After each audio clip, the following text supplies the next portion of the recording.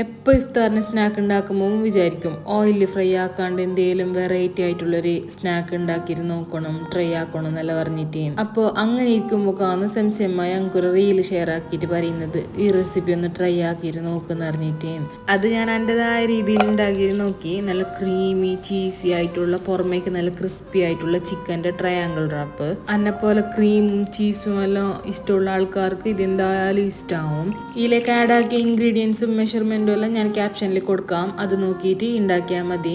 ഈ ആഡാക്കിയ പച്ചക്കറി എന്തോ അധികം കുക്കാവേണ്ട ആവശ്യമൊന്നുമില്ല, അത് അങ്ങനെ ഉണ്ടാകും നമുക്ക് ടേസ്റ്റ്. എയർ ഫ്രയർ ഉണ്ടെങ്കിൽ അതിലും ചെയ്യാം. ഓവൺ ഇല്ലെങ്കിൽ ഒരു പാൻ വെച്ചിട്ട് ചൂടാക്കി എടുത്താലും മതി. ഓൾറെഡി ചിക്കനും വെജിറ്റബിളും എല്ലാം കുക്ക് ആയതുകൊണ്ട് ജസ്റ്റ് ഒന്ന് ചൂടാക്കി എടുത്താൽ മതി. അപ്പോഴത്തേക്കും ആ ചീസ് മെൽട്ടായിട്ട് വരും. പിന്നെ എഗ്ഗ് ബ്രഷ് ആക്കിയിട്ട് ബ്രെഡ് ക്രംസ് ഇട്ട് കൊടുക്കണം നല്ല ക്രിസ്പിനെസ്സിന് വേണ്ടിയിട്ട്. മസ്റ്റ് ട്രൈ ആയിട്ടുള്ളൊരു സ്നാക്ക്. എന്തായാലും നിങ്ങൾക്ക് ഇത് ഇഷ്ടമാവും. ഒരിക്കൽ നിങ്ങൾ ട്രൈ ആക്കിയിട്ട് നോക്കി.